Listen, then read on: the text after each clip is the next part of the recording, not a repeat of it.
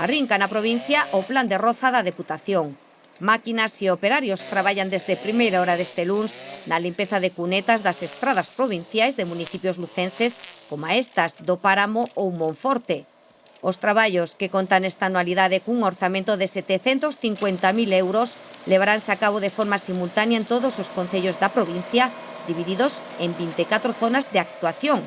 O obxectivo é que no mes de xullo estean a punto os 4.200 kilómetros da que é a rede viaria provincial máis extensa de España.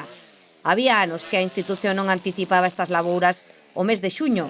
Deste xeito, o presidente provincial e responsable da área de xestión territorial, José Tomé, garante que a principios do verán as estradas de competencia provincial estean totalmente acondicionadas para mellorar a seguridade dos usuarios destas vías e favorecer a prevención de incendios durante a época estival.